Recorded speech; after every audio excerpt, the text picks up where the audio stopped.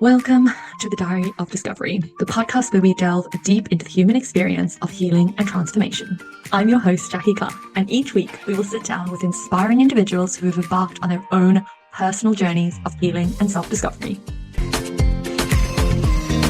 From overcoming trauma to navigating life's challenges, our guests share their raw and honest stories, offering insights, wisdom, and hope to all who tune in. So grab your favorite cup of tea, find a cozy spot, and join us as we uncover the power of resilience, courage, and the pursuit of authenticity. This is the Diary of Discovery. Welcome back to the podcast, everyone. I am super excited to bring you another wonderful guest from around the world. So, do you want to tell everyone who you are and where you are in the world? I am Vaishali Roy, also known as Ritu, and I am from Jamnagar, Gujarat, that's in India. Yeah, and I'm a writer, poet, and influencer. Amazing. Amazing. It's so incredible to have you here. Thank you so much for choosing to come and share your story with us. We're always so grateful. And it's so wonderful to have people from all across the world coming and sharing their stories. So thank you for reaching out. It's been incredible. So we're going to go to the start of the journey. And I'm going to ask you to just share with the audience what you were sharing with me before, around like what kind of brought you to this point of needing to heal. What was the big kind of point in your life? Actually, it was a major accident. Me and my daughter, she was 12 years at the time, and we both were traveling, having a good time in vacation, and we met with an accident where I was totally unconscious, and she was the one telling people about what happened and calling home to bring help and everything. So I was like unconscious for 13 days. I don't remember any single thing from that part. And I had like 6, 7 multiple fractures, like in my ankle, left ankle, right femur, and left shoulder to elbow had a multiple fractures. So I was totally broken. I had stitches on my head over here, and many more things. So here also, if you can see a little mark, that's through the accident. So it was a very bad accident. Many of the people were saying that there could be nothing which will save me, but thankfully with God's blessing, I was saved, and took me about 6 months to heal. Took me 4 months on bed, 3 to 4 months on bed. And after that, slowly I started a little bit of walking up till washroom or in a wheelchair or everything. And around 6.5 months, I was okay on my feet, but still took me more than 6 months more to walk normally without a stick or without any help. So that was about a year long journey. Wow, that must have been so frightening for your daughter, for you. What was it like when you woke up after being asleep and I was in the hospital at the time, and my sister was in front of me. She was asking me question that, do you remember me? I was like, why won't I remember you? Why are you talking me silly questions? So that was the first thing I came to. And then I remembered that I was in hospital since long time, but I don't know what happened. There's no memory from the accident, how it happened, what went through, nothing from that part. I don't have any memory of that. wow. And how was the actual journey of healing? Like, how did you find it? Was it hard? It was really very hard. In the starting, it was like I was in Rishikesh, then I was brought to Delhi. When I opened my eyes, I was in Delhi. From Delhi, I was brought on stretcher back to home through train, and 4 people carried me all the way. And everything was so traumatic. And in my life, I had never taken help from anybody. At least physically, no help was needed. And suddenly I was on bed and waiting for each and everything and depending on everyone, though everyone was helpful and all, but still it made me miserable. Like it felt so weird asking everything to help, everything as a help from everyone. It was really bad. And then my mother, she's handicapped, so she would just stay there and look at me, get what can I do for you, and all. She will ask me in that stage, and I that felt really bad that she has to ask me what I can do for you and not me. That Oh was my the God. That must have been really, really hard. And how did you get through that? Like, how, I can see that it's still a really emotional thing for you. So, like, how was that journey? What did you have to kind of embrace about yourself and get to know about yourself to go through that?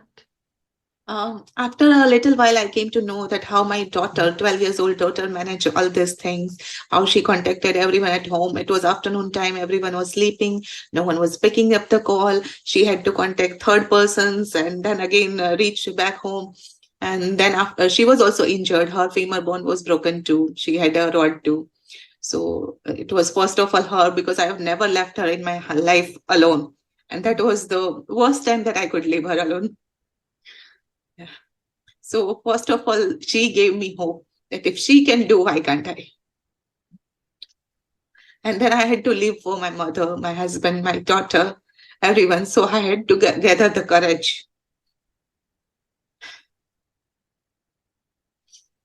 Oh, it's it's such a big thing to go through, physical healing, but also that emotional healing as well. Like a lot comes up when you are not able to do things for yourself and you have to rely on other people and you have to go through this process. And were there moments where you thought that you couldn't make it, that you wouldn't get better? I know you said everyone else was worried about you in those first 13 days, but once you kind of knew what was going on, were there moments where you were concerned that you wouldn't make it?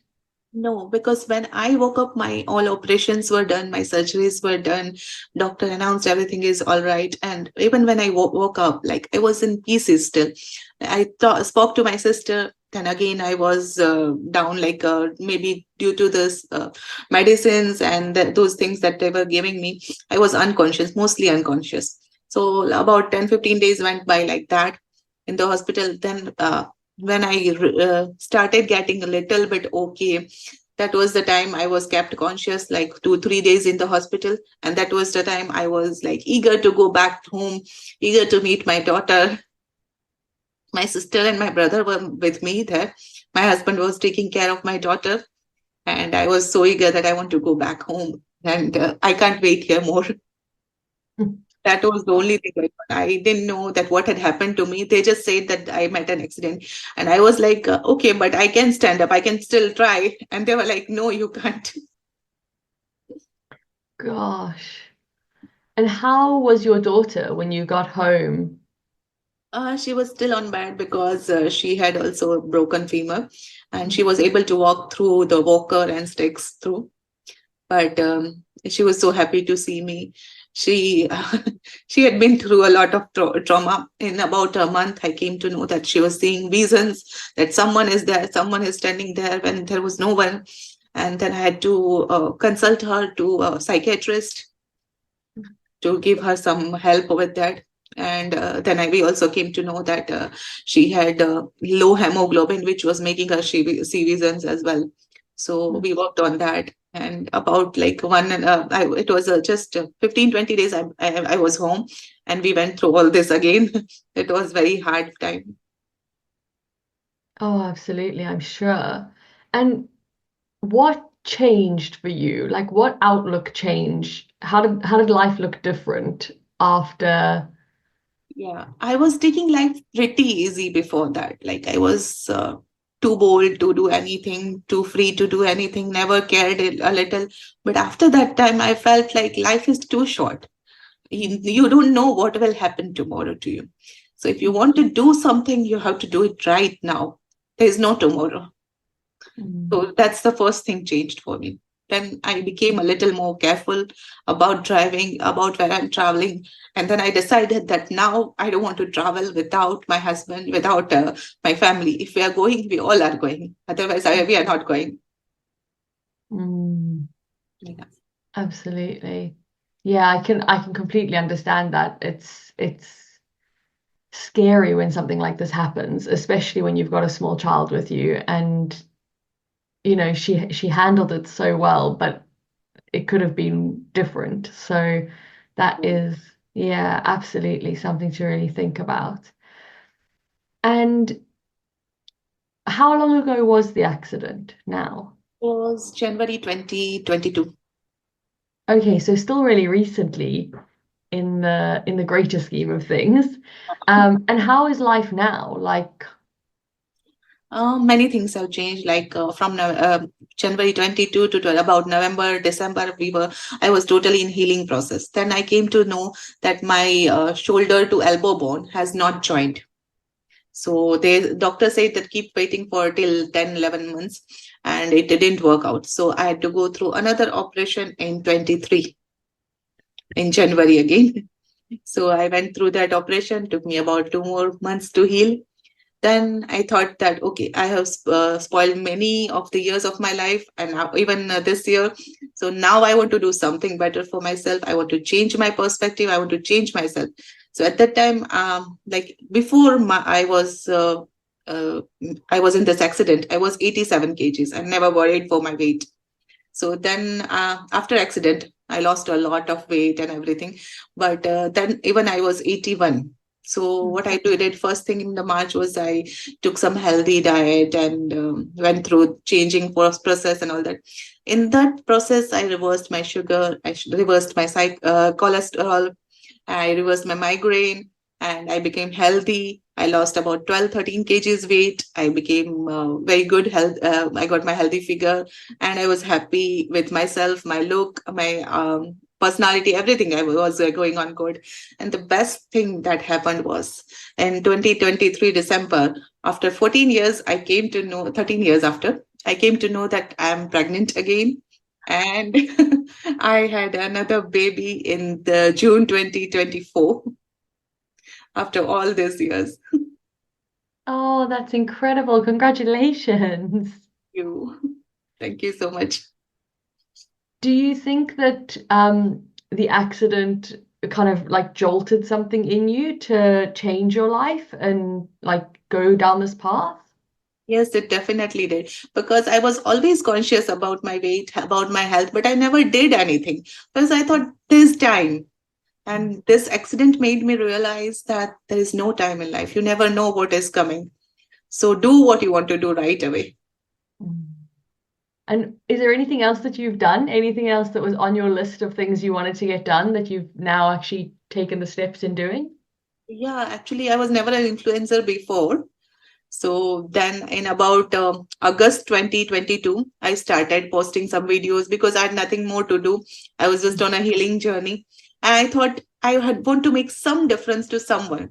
So I just started putting my voice in some videos and I started my journey and people started liking it. I got more confidence in this and it made me happy. So I kept doing it and now I'm at a good level. I'm happy with it and people are looking for the advice from me.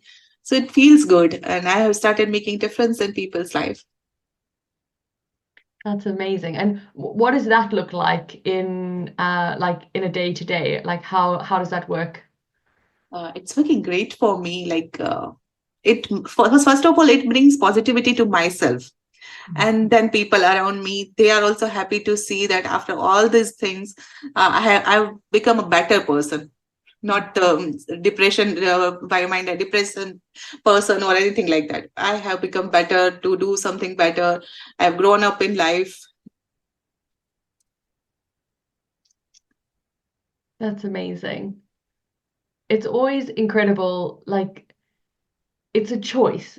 It's a choice that people make. It's always incredible to see people make that choice of life. Like and actually say, I'm not gonna just sit in this. I'm not gonna let life pass me by. I'm gonna actually do something in this. I'm gonna actually move now, which I think is really, really incredible. So well done. Like that is really, really awesome. And when you think about this kind of journey and you think about where you were before and where you are now, what would your advice be for people who are not happy with their lives, who are not where they want to be? Like, what would your advice be for people? My advice is like if you are not happy with your life and if you want something, you want to change something, do it. just do it. Don't think about what will be next, what will happen. If something good will happen, it's very good. If something bad will happen, that will teach you another lesson, but that won't stop you. You have to do something for yourself. There's no one else that will come in your life and help you out. It is you yourself that has to do that. Because when I was about at 5 month past 5 month past few days on the bed, people told me that it will take you about 8 months to walk, take a first walk, take a step out of the bed.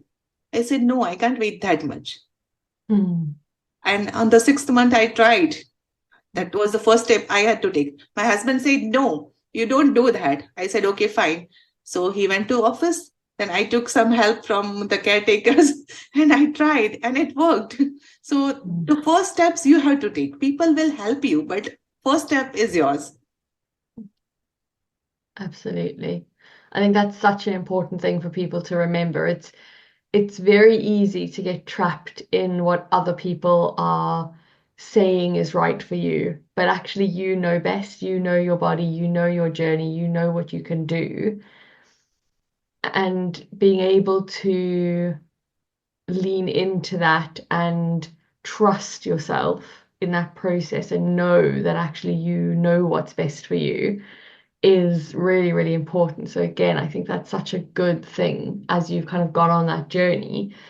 Were there any other moments like that as you went through the journey where you really had to kind of trust yourself as you healed? Yeah, there were many things. Like when I started this journey, when I was home, and suddenly, in initial days, it was so painful. Like I was on hard medication of pain and everything. But still, after like medicine would work for about 4 to 5 hours, and I was supposed to take medicine every 6 hours. So those last 1.5 hours, it would be painful, really painful.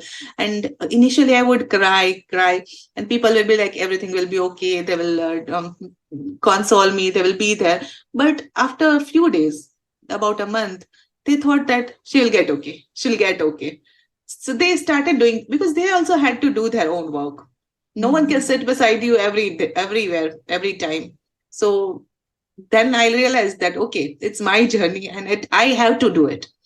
Everyone is there to support me, but everyone can't be by my side every time. So initially, I felt sorry for that. I cried also that no one is there near me. Now no one cares about me and everything. But then I realized that, okay, they also have to do their task. They can't sit around. So that's Absolutely. also a hard thing to understand. Absolutely. But so true. Everyone has their path to walk and everyone has to follow that path themselves and go on that journey. And we can, as you said, support other people, but we can't do it for them, just like they couldn't do it for you. At some point, you had to take ownership of that journey and say, this is my journey and this is, the action I'm going to take. But it can feel really, really hard when you're in it and you're just like, I just want somebody to fix this for me and nobody can. So yeah, I absolutely hear that. And I think it's really, really incredible to That's go from actually so vulnerable. Like you yourself are so vulnerable that everything, if people are also doing right for you, you don't feel it right. You feel like no, this is not being done. You are just finding mistakes of the people that why they are not doing this for me, why. But then you realize after a few days that they were right. You are just in a different phase. Mhm. Absolutely. I like that, the different phases. Like everyone's got to go through that process, don't they? Everyone's got to go through that cycle of healing, and it's so interesting as people go through it. And I think the more that you go through something like this and the more that you come out the other side, the more you realize and learn about yourself, the easier it gets to then actually sit down and think about how other people's journeys are and what's happening in their world. And it makes you a more kind of conscious and empathetic person to the stresses and the life that other people have. So I think that that's always a real benefit of going on a healing journey. And I mean, your journey's still quite new in the sense of like the accident happened quite recently ago. You've only recently recovered, recently become a new mom, and there's like lots of different elements that are going on there. What do you think your next level of healing is? What do you think your next focus is as you go on this journey? My next level, I want to help people. I want to help those who are going through this journey. I want to give them some motivation, some help, whatever they need. Like sometimes some good words are enough for your motivation. So I want to be that person. I want to help them. Mm. And how are you doing that at the moment? Right now, I'm just taking some sessions regarding relationship advice mostly. But apart Mm. from that, if anyone is feeling sad, down, depressed, they can take a session from me. Most of the time, I'm doing it free of cost sessions. So I'll just take some time and spend them with him, the people, talk to them, listen to them mostly. Mostly people right now want that they don't want a suggestion, they don't want advice, they just want someone to listen to them. And that's what Mm. I'm trying to give them. Mm. I think there's a massive feeling in the world at the moment of that lack of connection, of no depth in relationships, no depth in connections. Everyone's sort of got a lot of superficial relationships around the outside that don't actually necessarily give them a space to talk about these things and talk about healing and talk about the emotions. And a lot of people are still very scared of that emotion and the conversations that come up around them. And I think having a space where somebody who has gone through trauma, has understood it themselves, has walked out the other side, can actually just sit down and say, say what you want, do what you need, like have some space. I think that that is such a beautiful gift to give the world. So that's, it's so, so incredible. And like with all of the podcasts, I always share contact details and like Instagram pages and stuff like that below, so people will be able to reach out to you and come and follow you in your world and see what you're up to.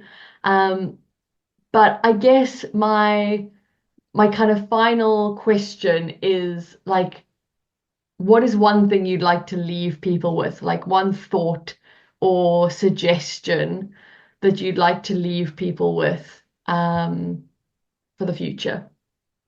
Like when I met this accident when I was driving a bike, and my daughter was behind me. Okay, so when I came back from this accident, everybody was telling me, no more driving bike, no more driving bike. That was the first thing, and everybody was like, now we would be scared to drive a bike. And I used to drive the bike from past 20 years. Why would I be scared? So once I was able to walk, the first thing I did was drive a bike and put a video on my family group that, okay, I'm driving. This is the first thing I did, and I'm not scared to drive. So, okay, I wasn't scared actually, but people were trying to put that inside me that because this thing happened to you on bike, you cannot drive the bike again. So this could have happened in last 20 years. It didn't happen, but has to happen. There was some maybe destiny or whatever you can say, but that doesn't make me avoid bikes. I'm fine with it. So first thing what I want to say people is face your fears. Whatever people try to tell you that you should fear from this, whatever you feel that you have to fear from this thing, that is the first thing you should recover from.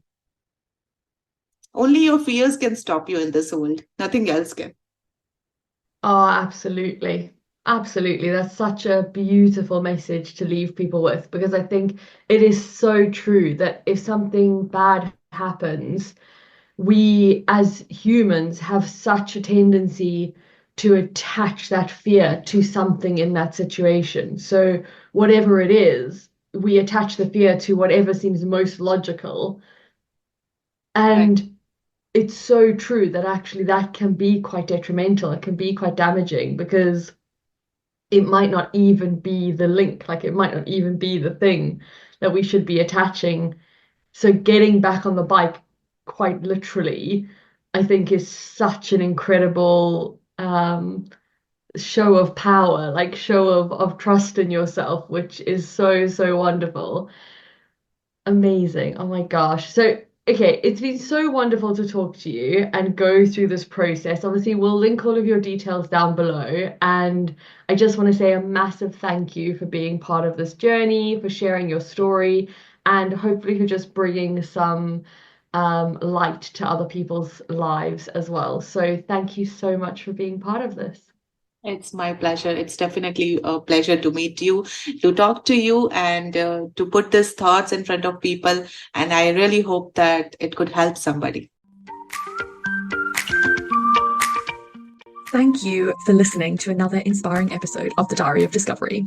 If you found value in today's conversation, don't forget to subscribe to the podcast and share it with your friends, family, or anyone else you think might benefit from the stories of hope and transformation. Your feedback means the absolute world to us, so please take a moment to leave a review on your favorite podcast platform. Your reviews help us to reach even more listeners and continue to bring this meaningful content to the world. Until next time, remember, your healing journey is valid. You are never alone, and you have the strength to get through this. Keep shining bright, and we'll see you in the next episode of The Diary of Discovery.